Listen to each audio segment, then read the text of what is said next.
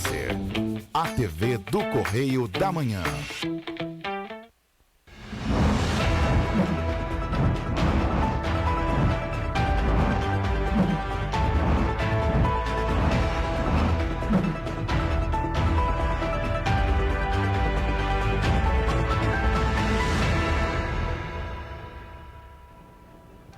Olá, sejam bem-vindos ao Correio da Manhã na TV. Muito obrigado pela sua presença, pela sua audiência. Hoje, quinta-feira, hein, Roberto? Olá. É a famosa pré-sexta, né? Isso aí, famosa pré-sexta. Olá, Jorge. Olá para você que nos acompanha. Sejam todos bem-vindos. Lembrando que você pode mandar sua sugestão de matéria, sua reclamação, para os nossos canais de comunicação com você, nosso telespectador. Então vai aparecer aí na sua tela o nosso e-mail, tvccorreiodamanhã@gmail.com, e também o nosso WhatsApp, DDD 24 993234567.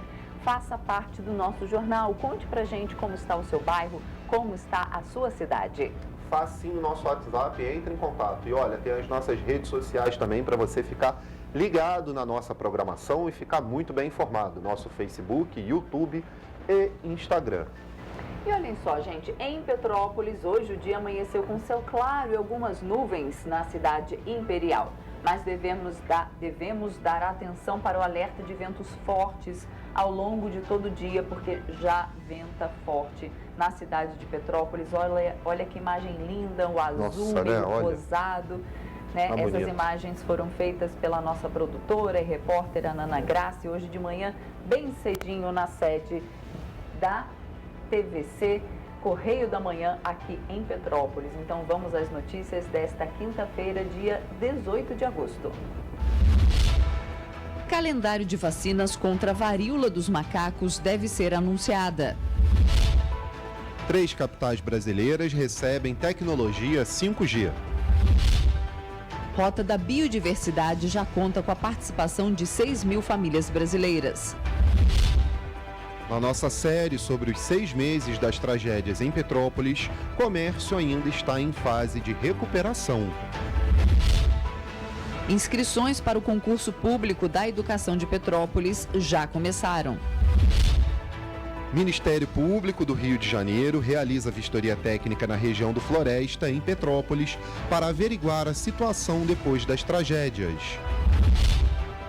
E mais, venda de comidas e bebidas no primeiro fim de semana da Baumafest anima empresários. Agora no Correio da Manhã na TV.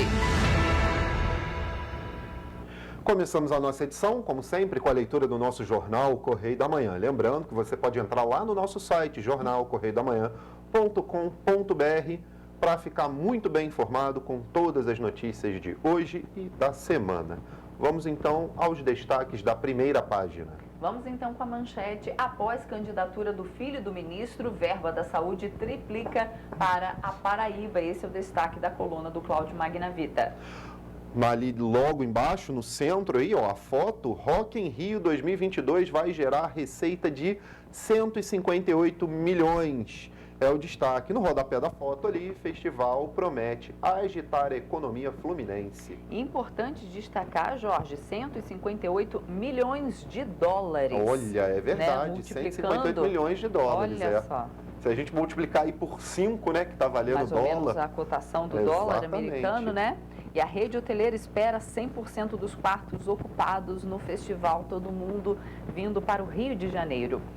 Na página 7, Europa, trem grátis contra a crise energética. A medida visa fomentar o transporte público e reduzir o uso de veículos privados. Mudança está relacionada ao conflito entre Rússia e Ucrânia, que começou em fevereiro deste ano. Tomara que o conceito pegue, né? Guedes admite que pode rever teto do ICMS, né? Nosso destaque ali na página 6, ministro admite revisão.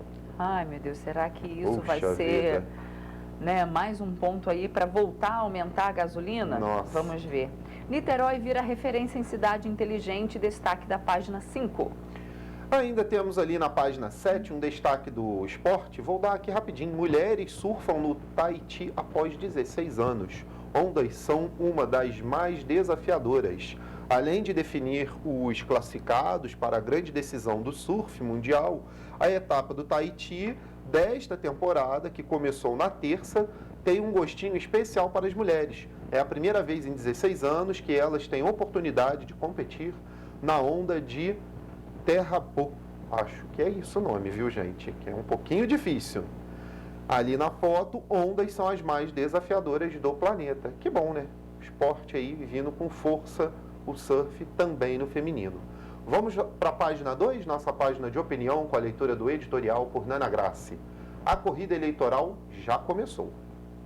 A campanha eleitoral já começou. As ruas começaram a receber pessoas com bandeiras dos candidatos e santinhos vão sendo distribuídos em diversos pontos da cidade e do estado. Porém, uma marca bastante expressiva na eleição passada deve novamente ser o diferencial nesta, o mundo digital. Cada vez mais, WhatsApp, Instagram, Facebook, TikTok, Telegram, Reels, Twitter, podcasts, YouTube, etc., viram ferramentas fundamentais para candidatos divulgarem seus programas e conseguirem captar o máximo de eleitores possíveis. Não por menos, essa eleição terá um grande número de jovens votando e, no século XXI, eles quem dominam o mundo tecnológico e de redes sociais. Ainda assim, o famoso corpo a corpo nas ruas, eventos, comícios e similares também devem fazer parte da rotina dos candidatos, para que eles fiquem próximos dos eleitores e saibam seus problemas, reivindicações e pontos a melhorar na cidade, no estado e, por que não, no país. Mais do que saber escolher seu candidato, é cobrar dele todas as promessas feitas na campanha. Muitos eleitores acabam se esquecendo deste detalhe ou mesmo elegem um deputado, senador, governador ou presidente por influências de parentes e amigos e não de fato por ideologia. Deve-se lembrar também que o pleito deste ano será um dos mais democráticos em termos de candidatura de mulheres e negros, além de muitos militares, evangélicos e policiais. Nas chapas majoritárias, por sinal, grande parte delas tem mulheres, seja na cabeça, governadora ou presidente, ou como vice. Há também muitas buscando vaga para o Senado Federal em diversos estados e no Distrito Federal. Observa-se que o fundamental, seja nesta ou em qualquer eleição, é justamente como a relação candidato-eleitor pode influenciar na disputa. Ainda mais os indecisos, fator que em 2022 poderá ser de suma importância para decidir alguns cargos, pela alta rejeição aos candidatos. As eleições já começaram e a população precisa ficar atenta para eleger o próximo governante de seu estado e do país para os 4 anos seguintes. Bom, vamos à página 3 agora, a coluna Magna Vita, com o primeiro destaque, que é em foto hoje. Finalmente, a união das associações comerciais do Rio e São Paulo. O presidente da Associação Comercial do Rio de Janeiro, José Antônio do Nascimento Brito, se reuniu na última terça com o presidente Alfredo Neto, na sede da Associação Comercial de São Paulo. Acompanhado pela comitiva da ACSP, Nascimento Brito conheceu as novas instalações da Associação de SP. Neto também apresentou a CRDC, a CC Crédito e Faculdade de Comércio FAC-SP, no caso, ao nosso José Antônio do Nascimento Brito, aqui da Associação Comercial do Rio de Janeiro. Tem outra foto em destaque também, não é isso, Roberta? Exatamente. Olha só, o subsecretário de Concessões e Parcerias da Secretaria da Casa Civil, Cássio Castro, recebeu na Câmara de Vereadores do Rio de Janeiro, através do vereador Celso Costa, representando o presidente Carlos Caiado, moção de mérito por louvor e reconhecimento pelos relevantes serviços prestados à sociedade da cidade do Rio de Janeiro. Gente, no Pinga Fogo a gente tem o destaque da chamada de capa, que é sobre o Queiroga lá e algumas nuances políticas com o filho dele. Vamos ler a primeira notinha aqui, porque são muitas, são em 8 partes aqui, em 7 partes, perdão. Eu vou ler a primeira para contextualizar aqui. Queiroguinha 1.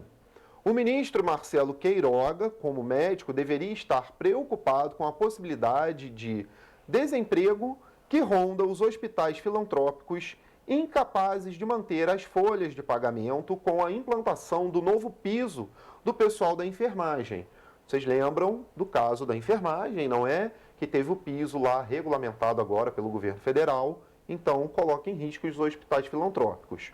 O ministro diz simplesmente que é lei e que não pode fazer nada. A decisão foi do Congresso e que as instituições devem arranjar novas formas de financiamento. Só que o próprio ministro da Saúde, que está sentado em cima desta bomba relógio, que pode respingar no Planalto em pleno período eleitoral. Vamos ler mais uma, né? Sim. Queiroguinha 2. O ministro tem sido pródigo em cuidar do próprio umbigo. O seu estado, a Paraíba, tem sido contemplado com robustos aportes autorizados por Queiroga. Em junho de 2022, o valor repassado foi de R$ 521.285,94. É um dinheiro, né? Nossa, né? 529 milhões. Aumento de 250% em relação ao mesmo mês de 2021 e de 379% em relação a janeiro de 2022.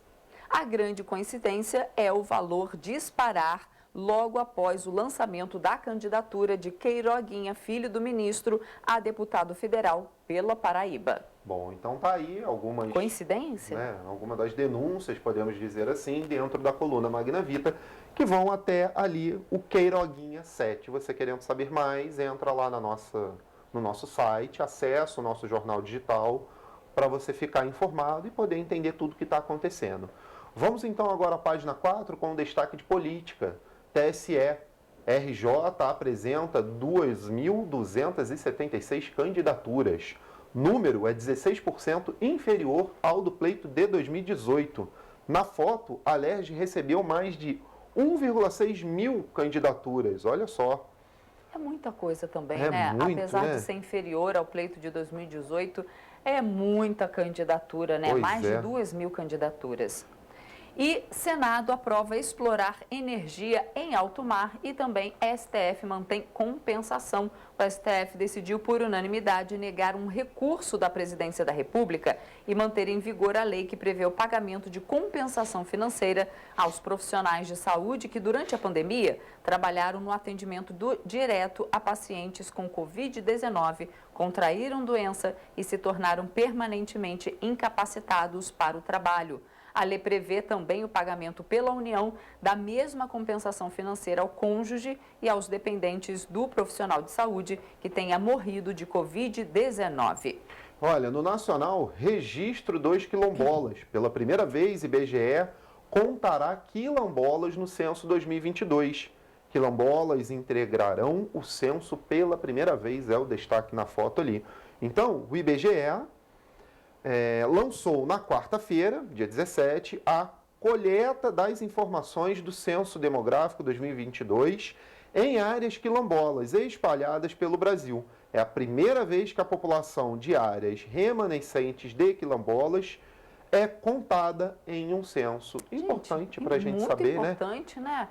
É assim, me causa até estranheza, né? Pela primeira vez a população quilombola, ou seja, até então a população quilombola não existia no Brasil, né? Olha só, e Colégio Centenário fecha em São Paulo, também temos essa notícia aí, fundado há 137 anos o Liceu Coração de Jesus no Campos Elíseos, região central de São Paulo, anunciou que vai encerrar suas atividades.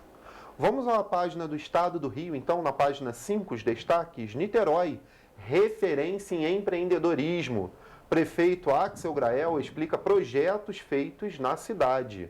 A Prefeitura de Niterói foi destaque no Caminhos para o Desenvolvimento, evento sobre empreendedorismo organizado pelo Sebrae e pela FEComércio RJ. O prefeito de Niterói, Axel Grael, fez a palestra magna do evento e apresentou uma síntese das iniciativas que levaram o município a vencer a etapa nacional da 11ª edição nacional do Prêmio Sebrae Prefeito Empreendedor na categoria Cidades Empreendedoras em junho, em Brasília. Nós trouxemos essa notícia aqui que Niterói ganhou esse prêmio na época. Muito importante, empreendedorismo é um meio aí de movimentar a economia, não só do estado, das cidades, mas de todo o país. Nós temos alguns outros destaques importantes dessa página. Primeiro delas, Três Rios registra baixa procura por vacinas. Temos também Resende na luta contra a população de rua. A cidade promove um evento para debater medidas ao tema. Petrópolis também estaria precisando, né?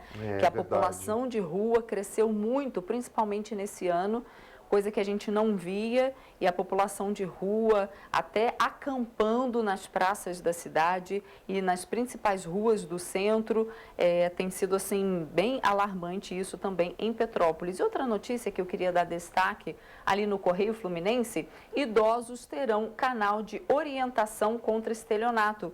Isso vai ser lá em Volta Redonda, olha só, uma parceria entre a prefeitura vai criar um canal de orientação para os idosos. O objetivo é evitar que esse público seja vítima de estelionato. O serviço vai ficar disponível 24 horas por meio do telefone 197 a partir de amanhã. Muito importante isso, porque realmente os idosos são alvo de estelionato, né? E eles caem mesmo, né? Porque eles recebem uma ligação, alguém falando assim, vô, ou pai, ou mãe, e eles caem mesmo, estou precisando de um dinheiro, e eles acreditam mesmo, né? Vários golpes na praça, sim. Vários golpes por telefone, até saidinha de banco, quando eles vão receber, né, o benefício, e aí chega alguém tentando enganar ali, então realmente precisa.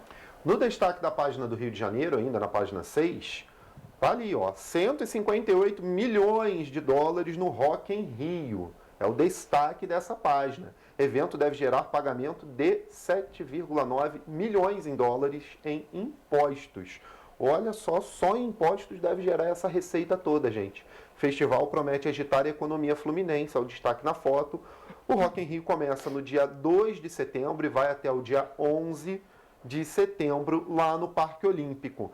Essa estimativa desse dinheiro todo, gente, foi feito pelo Rio Convention e Visitors Bureau, que estimou todo esse valor do evento, inclusive os impostos pagos ali em ISS, que está dentro da matéria. Você pode conferir tudo acessando o nosso site para ficar bem informado. Economia para fechar, Roberto? Exatamente, para a gente fechar. IGP-10, primeira deflação de 2022 em 12 meses, saldo do índice retorna a um dígito, ou seja, 8,82%. Então, também como reflexo da redução do ICMS sobre os combustíveis e energia elétrica, o índice geral de preços da Fundação Getúlio Vargas recuou 0,69% em agosto deste mês, após subir 0,60% no mês anterior. Essa é a primeira deflação do indicador desde dezembro do ano passado. E também, logo ali abaixo, a gente vai falar sobre o Guedes admite rever teto de ICMS. Vamos ficar aí atentos, porque esse teto poderá ser revisto desde que os estados apresentem provas de perdas de arrecadação. Gente, é isso por hoje. São os destaques do Correio da Manhã na TV. Vamos então agora fazer um rápido intervalo e na volta a gente vê que o ministro da Saúde confirmou que deve comprar 50 mil doses da vacina contra a varíola dos macacos. E você vai ver também que 3 capitais brasileiras receberam a tecnologia 5G na última quarta-feira. O Correio da Manhã volta já.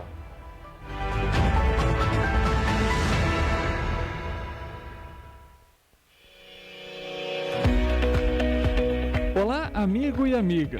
Estamos chegando ao meio do ano.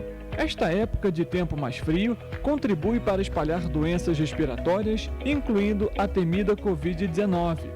Você que não deixa de cuidar da sua saúde, confira sua caderneta de vacinação e não perca a oportunidade de atualizar o seu calendário de vacinas. É simples e faz bem a você e a quem vive ao seu redor. Acesse o site novaiguaçu.rj.gov.br. Procure o ponto de vacinação mais próximo e tome todas as doses recomendadas para a sua idade. Não perca tempo, pegue a sua caderneta e coloque a sua vacina em dia. Aproveita e confere a caderneta de toda a família também, tá? Juntos, vamos seguir vencendo a Covid-19. Não vacile, vacine. Prefeitura de Nova Iguaçu.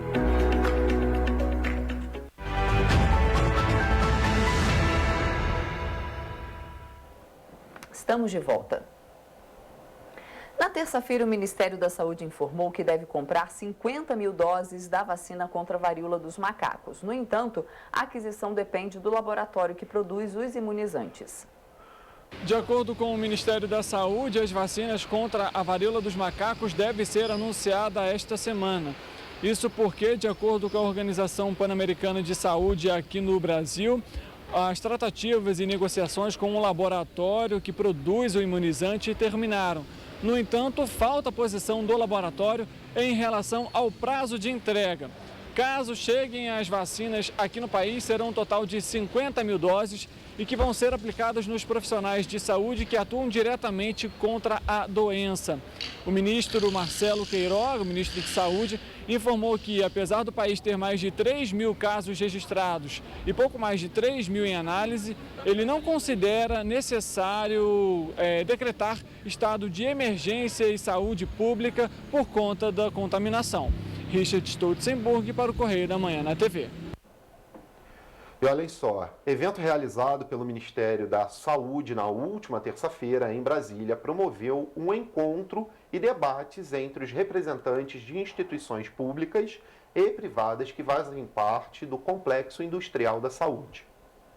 Este primeiro Fórum Global destacou a necessidade de o setor buscar autonomia quando o assunto é a produção de insumos e equipamentos estratégicos de saúde para que episódios como os que aconteceram na pandemia não deixem o país à mercê dos mercados externos. Este setor tem duas vertentes de formação. A primeira, reunida pelos setores industriais responsáveis pelos equipamentos mecânicos, eletrônicos, próteses, órteses e materiais. A segunda, pelas indústrias de base química, biotecnológica, que produzem fármacos, medicamentos, vacinas, entre outros. O Brasil é signatário de uma proposta que visa fortalecer os complexos industriais de saúde para garantir mais equidade na oferta dos insumos estratégicos. Para o ministro da Saúde, Marcelo Queiroga, o país é um dos maiores mercados do mundo para a indústria farmacêutica e fomentar a produção nacional é de suma importância, tendo em vista que esses setores industriais se relacionam com hospitais, serviços de saúde, diagnóstico, nossa sociedade e o Estado.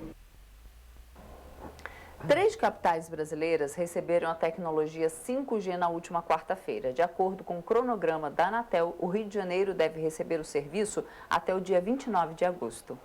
Na última terça-feira, as capitais Goiânia, Curitiba e Salvador receberam a instalação da tecnologia 5G. A implementação foi liberada pelo Grupo de Acompanhamento da Implementação das Soluções de Problemas de Interferência. De acordo com a Anatel, a expectativa é que até o dia 29 de agosto, as capitais Rio de Janeiro, Florianópolis, Palmas e Vitória também recebam a instalação da tecnologia. Além disso, também informou que, por conta de um atraso na importação de equipamentos essenciais para a instalação, foi prorrogado o cronograma de instalação por 2 meses, mas que até novembro, 15 capitais devem estar com a tecnologia disponível. Além disso, de acordo com a regra de concessão no contrato, o edital aponta que a instalação deve ser feita com pelo menos uma cobertura de 100 mil habitantes. Richard Stolzenburg para o Correio da Manhã na TV. A Rota da Biodiversidade, criada pelo Ministério do Desenvolvimento Regional, já conta com a participação de cerca de 6 mil famílias que vivem da agricultura familiar e do extrativismo e já desenvolveu 22 milhões de toneladas de produtos do setor farmacêutico desde 2018. Atualmente, a Rota da Biodiversidade alcança 55 municípios de 5 estados, que são divididos em 5 polos. Juacaatinga, em Pernambuco, Aroeirinha, Mata Atlântica, na Bahia, Biriba, Mata Atlântica, entre Bahia e Espírito Santo, Bioamazônia, no Amazonas, e Fitocaatinga, entre a Paraíba e Pernambuco. A estratégia incentiva a criação de redes de cooperação e parcerias entre órgãos e entidades federais, estaduais e municipais, bem como entre produtores, empresários, universidades, com organismos de cooperação técnica internacionais. O estudante da Universidade Federal do Amazonas, Isanildo Souza, pertencente a uma comunidade indígena da etnia ticuna, que faz parte do projeto, também fala como as ações desenvolvidas impactam a sua comunidade. Lá na minha comunidade, entre as 3 comunidades indígenas lá, elas trabalham com o setor produtivo da agricultura, no setor artesanal e no setor da pesca. Essa seria uma inovação adequada diante de uma preparação de um mundo, assim a gente vai demonstrar o que a gente está fazendo.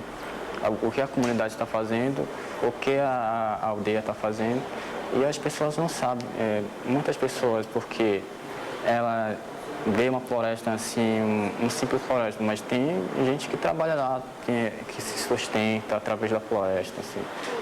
Por exemplo, nós, como da comunidade indígena, ticuna, precisamos da nossa floresta, e a gente precisa para nós sobreviver. E vamos agora conversar ao vivo com o nosso repórter Richard Stolzenburg. Ontem ele estava aqui na bancada comigo, né? Hoje ele está direto lá da redação, porque uma lei aprovada na Alerj, que é a Assembleia do Rio de Janeiro, garante que consumidores vão poder mudar a data de pagamento de bens em caso de descumprimento do prazo de entrega e também montagem. Richard. Exatamente, Roberto. Olá para você, para o Jorge e a todos que nos acompanham. Então, essa lei, né, é o projeto de lei 2476, que foi aprovado ontem na Alerj em segunda discussão. O texto ele diz o seguinte: aquelas pessoas, os consumidores, clientes, que realizarem uma compra que necessite de montagem, a gente sabe, por exemplo, móveis, né, uma estante, um guarda-roupa. Essas pessoas, caso a entrega e a montagem não seja feita no prazo determinado pelo contrato, esses consumidores terão a disponibilidade para trocar a data do carnê, por exemplo, a data de vencimento do carnê. Essa lei, como eu comentei, ela foi aprovada ontem, e aí essas empresas que devem realizar esse serviço têm um prazo de 10 dias corridos, ou seja, contando também os fins de semana para realizar não só a entrega, mas fazer a montagem desse produto, incluindo para que o cliente ele já tenha essa utilização de fato.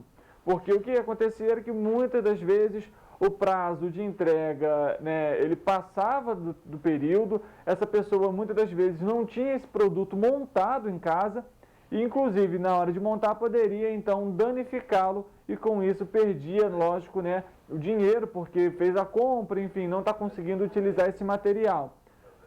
Esse texto ele segue agora para ser sancionado ou vetado pelo governador Cláudio Castro, que tem aí 15 dias úteis, né, para aprovar ou não esse projeto de lei a partir da data de ontem, quando ele foi aprovado na Alerj. Eu volto com vocês aí no estúdio.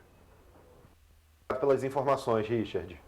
E você vai ver depois do intervalo, na nossa série sobre os 6 meses das tragédias em Petrópolis, que o comércio ainda está em fase de recuperação. Exato. E você vai ver também que ontem a principal via da localidade, 24 de maio, foi interditada para obras de concretagem. Foram construídas 3 cortinas de contenção em áreas de deslizamento do dia 15 de fevereiro. Nós voltamos já.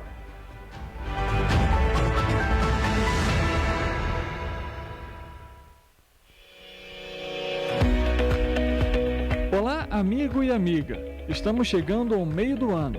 Esta época de tempo mais frio contribui para espalhar doenças respiratórias, incluindo a temida Covid-19. Você, que não deixa de cuidar da sua saúde, confira sua caderneta de vacinação e não perca a oportunidade de atualizar o seu calendário de vacinas. É simples e faz bem a você e a quem vive ao seu redor. Acesse o site novaiguaçu.rj.gov.br. Procure o ponto de vacinação mais próximo e tome todas as doses recomendadas para a sua idade. Não perca tempo, pegue a sua caderneta e coloque a sua vacina em dia. Aproveita e confere a caderneta de toda a família também, tá? Juntos, vamos seguir vencendo a Covid-19. Não vacile, vacine. Prefeitura de Nova Iguaçu.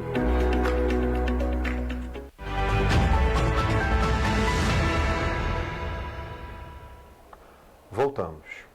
E olha, dando continuidade à nossa série de reportagens sobre a situação de algumas localidades de Petrópolis, 6 meses após a tragédia, a nossa equipe visitou o comércio do centro da cidade.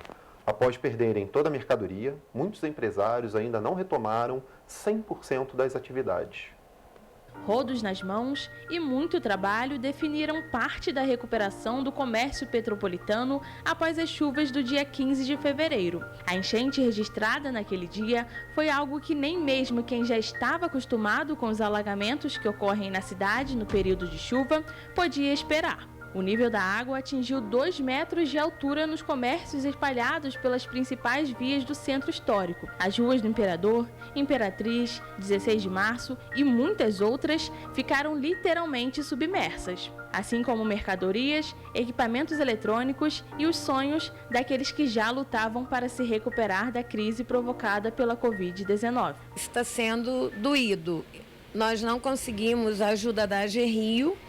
Agora que o Sebrae vai entrar conosco para pintar toda a loja, porque ela acabou mofando toda ela, porque foi muita lama, umedeceu todas as paredes. Nós fomos eliminados logo no início, porque a loja estava recém-aberta e foi pedido 3 anos de faturamento e nós só tínhamos 5 meses de loja funcionando. E a gente se vê novamente tentando... recomeçando, né? É só as mãos de Deus mesmo. Porque de imediato você fala, eu não vou conseguir.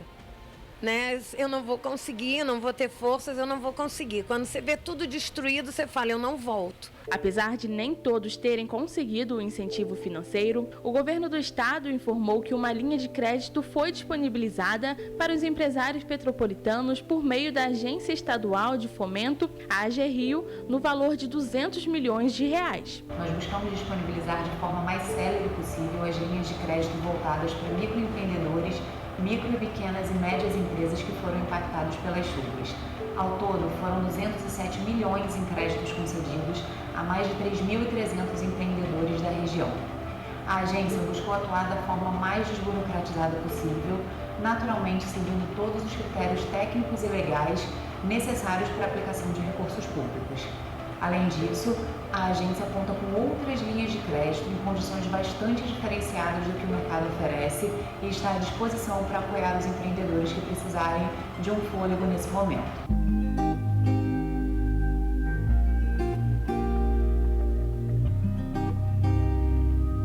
Bruna foi uma das empresárias que conseguiu o crédito. A cafeteria dela foi atingida na chuva de fevereiro e também por um novo alagamento em 20 de março, quando foi registrada a segunda grande tragédia deste ano na cidade. Em pouco mais de um mês, ela perdeu tudo 2 vezes. Mas, apesar de tantos prejuízos, a carioca não só conseguiu recomeçar, como agora também pretende expandir os negócios. A gente pensou em sair de Petrópolis, mas a gente foi muito abraçado pelas pessoas aqui.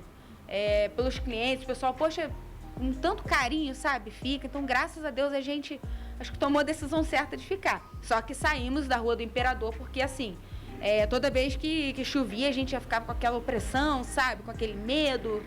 Então, a gente não teria condição de passar esse verão lá em frente ao Rio, não. A gente tem se recuperado.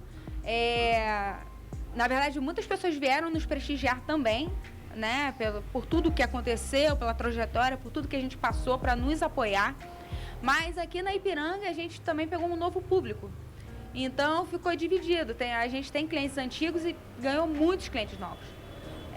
Aqui é a rua de escolas, né? Tem fluxo em clínicas, então o pessoal tá gostando bastante. A gente trouxe novidades no cardápio. O mesmo ocorreu com Rafael, que depois de perder toda a mercadoria da loja de roupa íntima nas 2 enchentes registradas no centro, usou o empréstimo para manter abertas as outras 2 lojas que já possuía. E após 6 meses, um novo estabelecimento vai ser inaugurado. O início foi complicado, né? Devido à magnitude da tragédia, né? mas a gente tem que andar para frente, né? Então a gente está buscando, né, contando com os clientes voltarem à cidade, né? Já que agora as coisas já se recuperaram. A gente tem que estar um pouquinho em cada lugar, né? A gente tem hoje 3 lojas, a gente está abrindo nossa 4ª loja em Itaipava e a gente está tentando se expandir um pouco mais para outras cidades.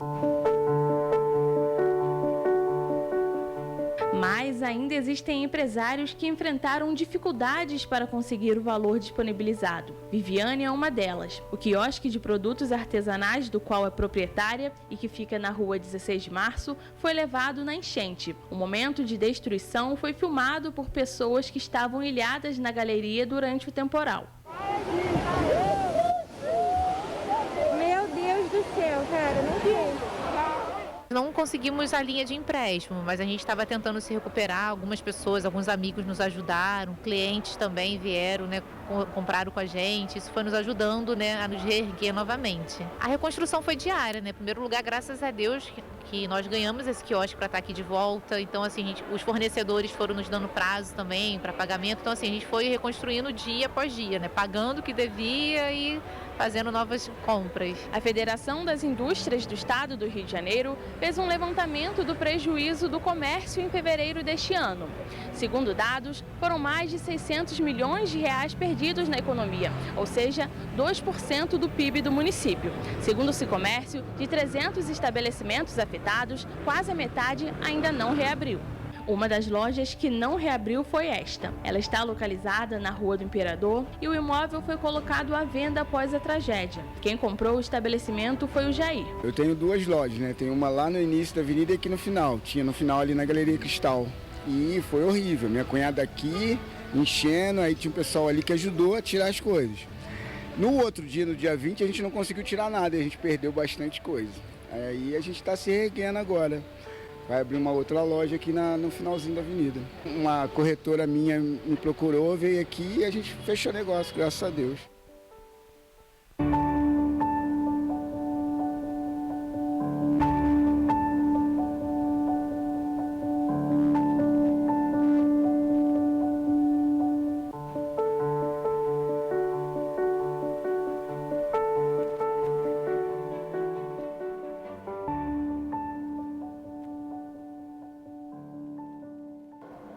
Nossa. Nossa. É de arrepiar, né? É de arrepiar. É de arrepiar e encher os olhos de lágrima, porque a gente vem mostrando aí, né, principalmente a situação dos moradores, né, nos bairros, que os moradores estão assim realmente ao léu, e hoje a gente mostrando aí que os comerciantes ainda estão se recuperando e rever essas imagens, né, dos dias aí da tragédia, assim, toca o coração.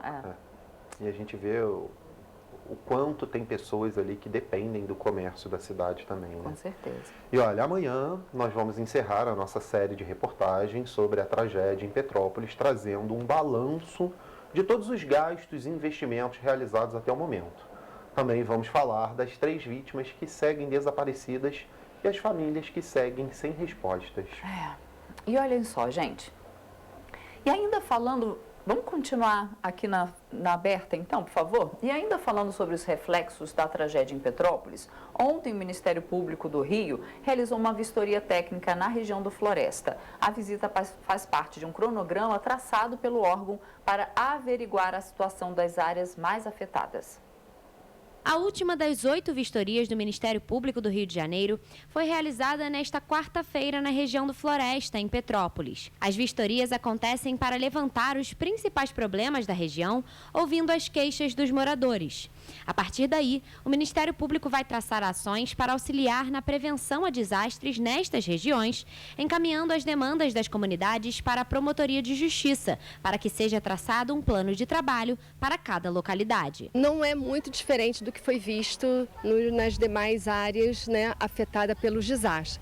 Mas o que nos chama a atenção aqui é o Morro do Calango.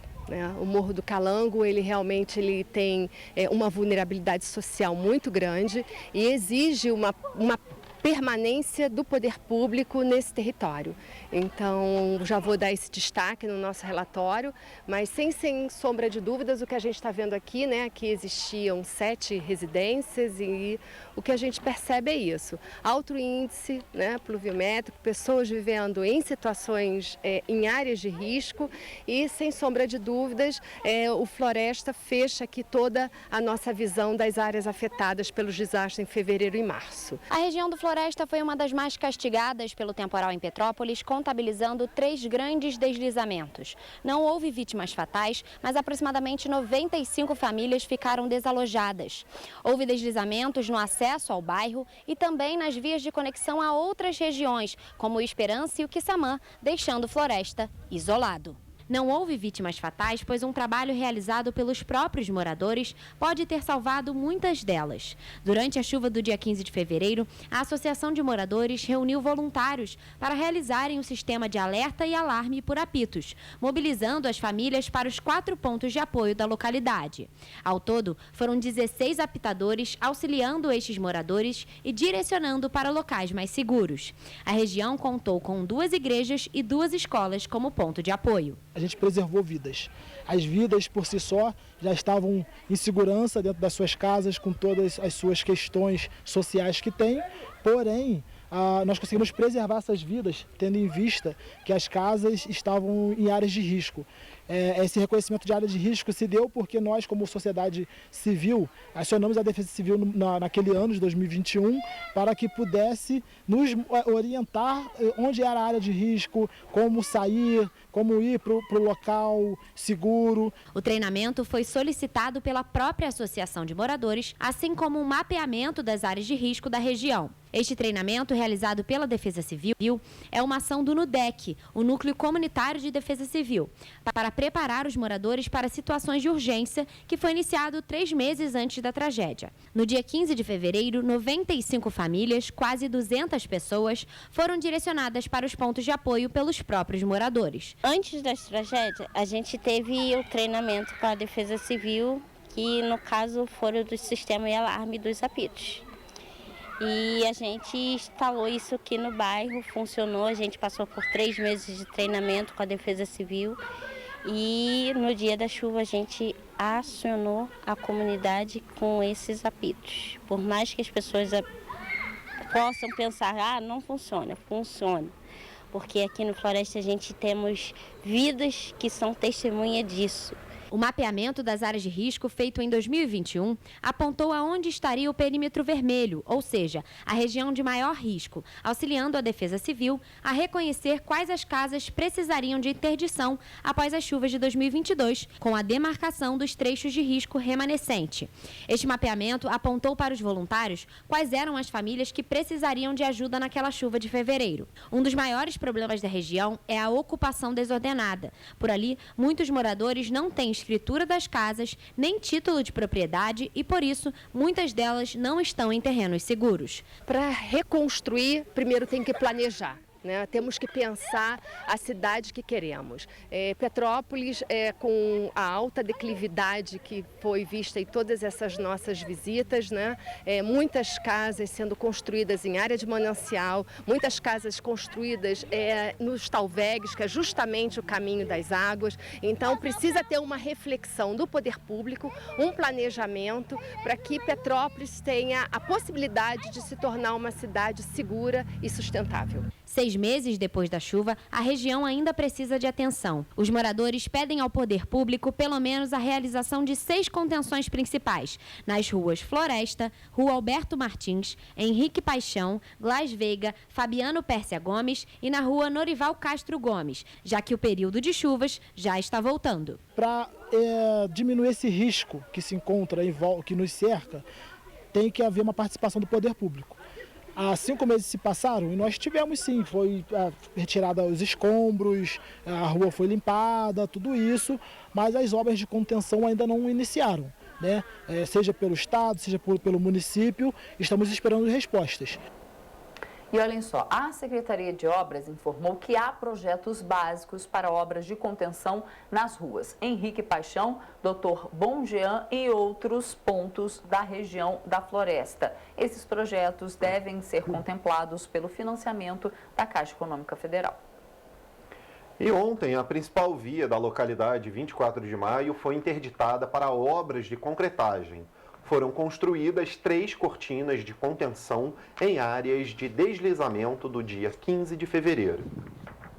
A placa indica: o trânsito na localidade 24 de Maio, em Petrópolis, foi suspenso nesta quarta-feira pela CPTrans para obras de contenção. A interdição começou às 7 da manhã e estava prevista para as 8 horas da noite a liberação para o trânsito. A gente fez um ofício com a CPTrans, né? Fechamos a rua, a gente fez uma... estamos passando um carro de som, enfim, avisando a população, já tem mais ou menos umas 2 semanas. Porque como aqui é uma logística mais difícil, a gente não consegue botar bomba, botar caminhão junto com a população. Para a realização do serviço foram necessários 55 funcionários, caminhões, bomba injetora de concreto e cerca de 130 metros cúbicos de cimento. Parte das obras são realizadas pela Servidão Osvaldo Guarilha. O serviço de hoje contempla 3 das 5 cortinas que estão sendo construídas aqui na localidade. Por isso, a circulação de veículos foi suspensa. Os motoristas que utilizam a 24 de Maio como via alternativa para a Praça Pasteur devem procurar outras rotas. Para José e Sérgio, que são comerciantes da região e que moram na localidade há 50 anos, o andamento das obras traz um sentimento de alívio. Sim, meu filho, porque a chuva que deu aí foi uma chuvazinha bem forte, o pessoal ficou muito assustado. E essas obras estão sendo muito bem feitas, o pessoal está trabalhando legal pra caramba, a comunidade está agradecida também, porque, poxa, tu vê que tem muitos lugares aí que nem o lixo ainda não tiraram. E aqui a gente, graças a Deus, está sendo privilegiado, os morros estão sendo feitos, o pessoal da Pedra também estão fazendo um trabalho muito bom. Para a gente vai ser muito bom, que vai trazer mais segurança para a gente aí, para o povo, principalmente o povo que foi mais atingido, né? E para a gente vai ser muito bom isso aí. De acordo com o Gabriel, engenheiro responsável pelas intervenções, as obras na localidade vão se estender até o fim deste ano. O período de chuva está chegando, a gente sabe como que é perigoso, entendeu? Então o cuidado que a gente pede é a população nos ajudar. Retornar para as casas depois da obra finalizada, a gente tem previsão de terminar até novembro, nós já estamos na 50% da obra adiantada já hoje com essa concretagem nós vamos acabar de concretar 5 cortinas, dentro dos próximos meses a gente vai começar a retaludar, fazer o retaludamento das encostas, né? E no próximo mês já começar com os grampos.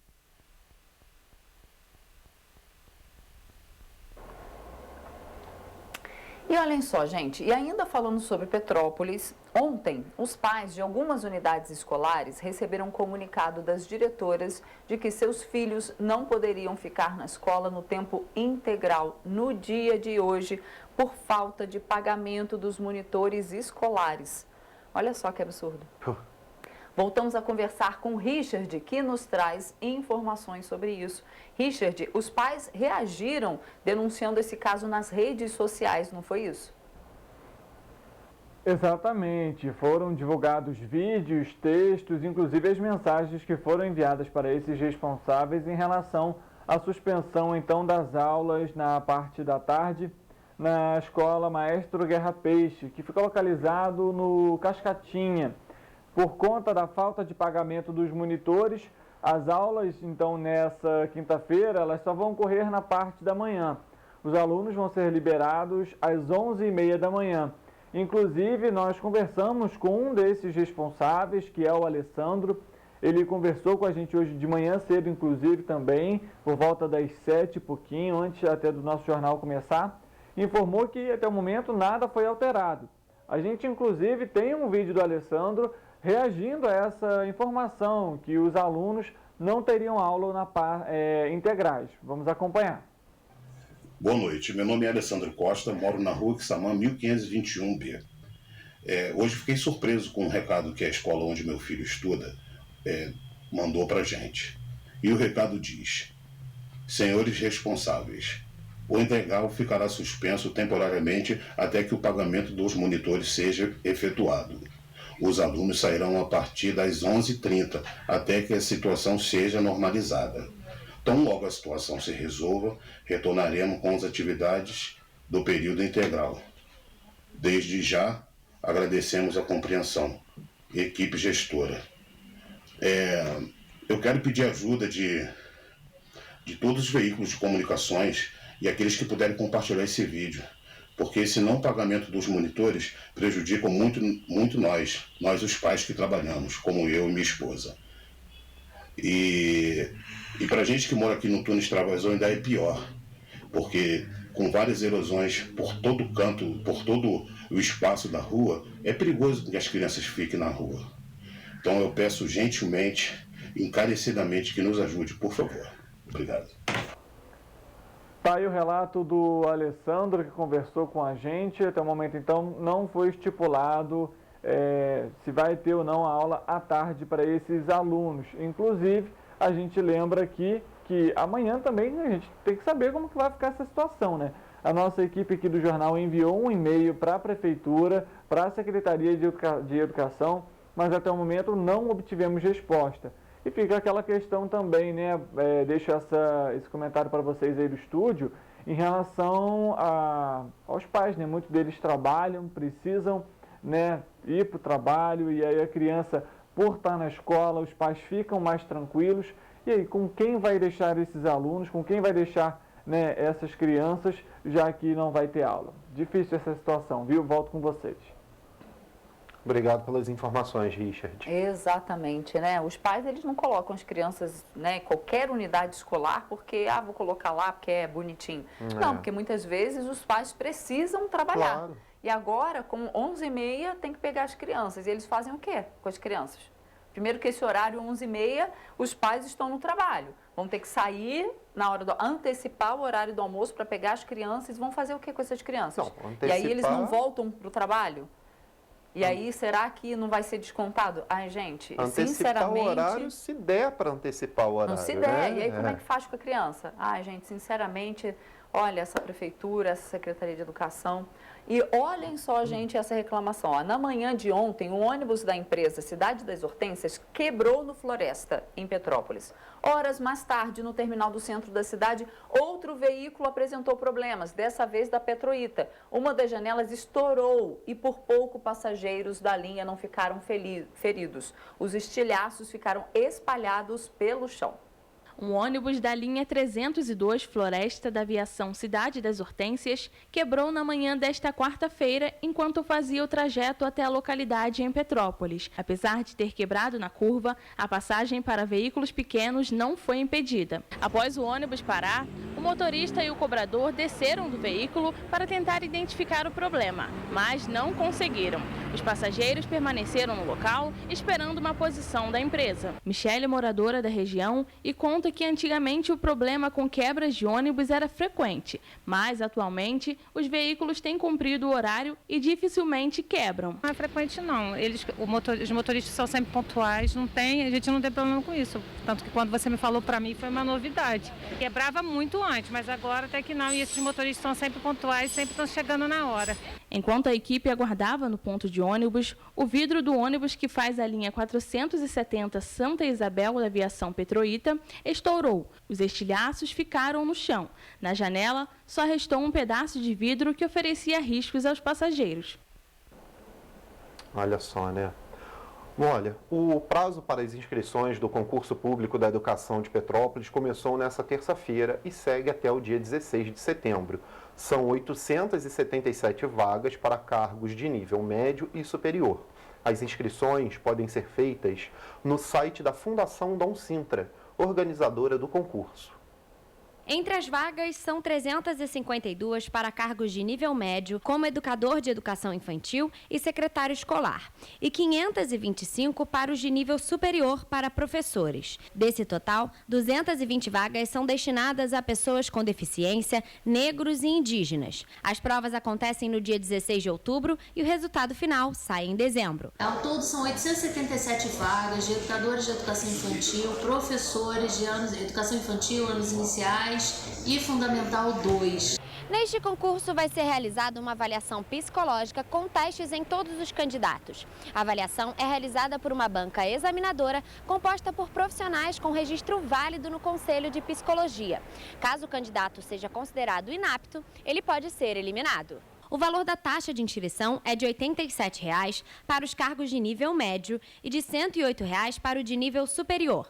De acordo com a Prefeitura, o rendimento inicial de educador de educação infantil é de R$ 1.489. O de secretário escolar é de R$ 1.537 e o salário inicial do professor da educação básica é de R$ 2.187. Os cargos que exigem o ensino médio são os de educador de educação infantil e os de ensino superior são de professores da educação básica, divididos nas seguintes especializações: educação infantil e anos iniciais, ciências, educação artística, educação física, ensino religioso, geografia, história, inglês, matemática e português. Esse concurso vai ser muito importante para suprir, né, as carências da nossa rede municipal de educação, que é uma rede grande, que está há muito tempo, né, está há muito tempo sem realizar concurso público.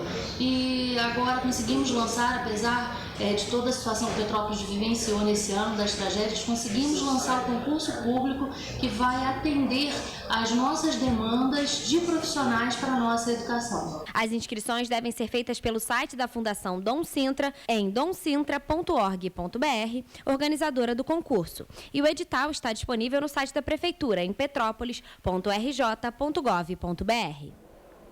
Vamos falar de coisa boa, de festa e de economia em Petrópolis. A Bahnfest começou no último dia 12 e o balanço divulgado no primeiro fim de semana da festa é animador. 230 veículos de turismo, mais de 100 ônibus e 131 vans. Todo esse movimento em Petrópolis foi registrado apenas em 24 horas de Bauernfest em Petrópolis. E quando o assunto é comida, os resultados também foram positivos. Dados da Associação das Microcervejarias de Petrópolis apontam a venda de cerca de 13 mil litros de chopp e 5 mil de cerveja artesanal, o que faz jus ao título de capital da cerveja que o município possui. Além disso, foram consumidos em torno de 600 quilos de salsichão. Todas as pessoas, né, de uma certa forma, ganham, né, e nós também estamos precisando, né, que afinal de contas, nossa cidade passou por tanto problema. Eu acho que é uma forma de dar uma recuperada. Tudo bem, legal, a gente adora, mas para eles olharem um pouquinho mais pelos que estão necessitados mais nesse momento, porque as chuvas vão chegar aí e a gente não sabe o que nós vamos passar. O Instituto de Segurança Pública do Rio de Janeiro divulgou que não houve nenhum registro de ocorrência policial, nem na festa, nem no entorno. O policiamento está sendo feito a pé ou motorizado. Além disso, há um ponto de comando de controle fixo, que fica na esquina da rua Alfredo Pachá com a Piabanha. Para garantir a fluidez e ordenamento do trânsito, a CPTrans montou 3 barreiras, no pedágio da BR-040, nas entradas do Quitandinha e do Bingen. Os agentes adesivaram os mais de 230 veículos de turismo. A identificação contém o local para o embarque e desembarque daquele veículo, o local destinado para o estacionamento e um QR Code indicando a rota via Google Maps. De quinta-feira até domingo já foram divulgadas 21 atrações. Para ter acesso aos horários e programações, basta entrar no site da TV Correio da Manhã. Sempre é bom ter gente nova aqui, né? Gente de fora para conhecer nossa cidade. Uma cidade que praticamente o turismo é um dos setores mais importantes, né? É calendário da cidade. Eu acho que quem é de fora do Rio espera. Eu tenho muitos amigos no Rio. Vai ter Bauer esse ano? Eu espero que continue tendo sempre, que mesmo após esses 2 anos sem Bauer, a gente continue tendo essa festa maravilhosa.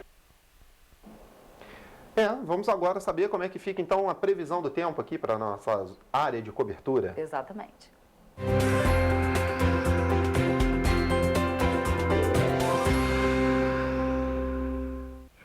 O Instituto Nacional de Meteorologia divulgou que na quinta-feira o Sudeste ainda vai sofrer com fortes influências de uma frente fria. Em Nova Friburgo, a previsão é de pancadas de chuva e trovoadas em áreas isoladas do município, apenas no período da tarde. À noite, o céu estará com poucas nuvens. Os ventos serão moderados a fortes. As temperaturas variam entre mínima de 11 e máxima de 24 graus. Em Teresópolis, a previsão também é de pancadas de chuva e trovoadas em regiões isoladas durante a tarde. Os ventos serão moderados a fortes. Já as temperaturas variam entre a mínima de 11 e máxima de 26 graus. Em Petrópolis, a previsão também é que ocorra pancadas de chuva e trovoadas em regiões isoladas. Só que a diferença é no período da tarde e se estende até a noite. Os ventos serão de moderados a fortes pela manhã e pela tarde. As temperaturas variam entre mínima de 12 e máxima de 30 graus.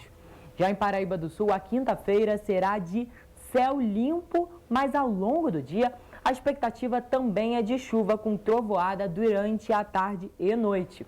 Os ventos serão moderados a fortes e as temperaturas variam entre mínima de 16 e máxima de 25 graus.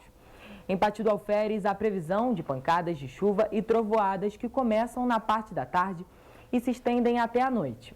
Os ventos serão moderados a fortes.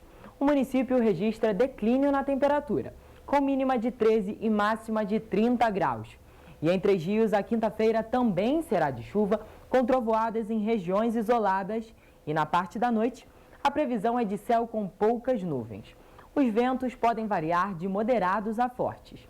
As temperaturas ficam entre mínima de 17 e máxima de 30 graus. Vale destacar que, em caso de emergência, a população deve entrar em contato com o Corpo de Bombeiros por meio do telefone 199 ou 193 da Defesa Civil.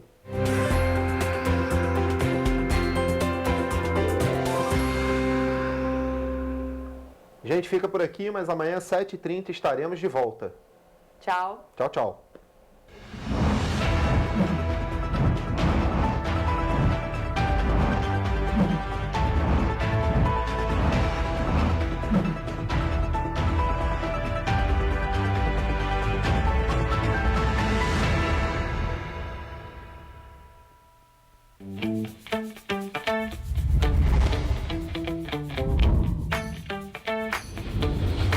TVC, a TV do Correio da Manhã.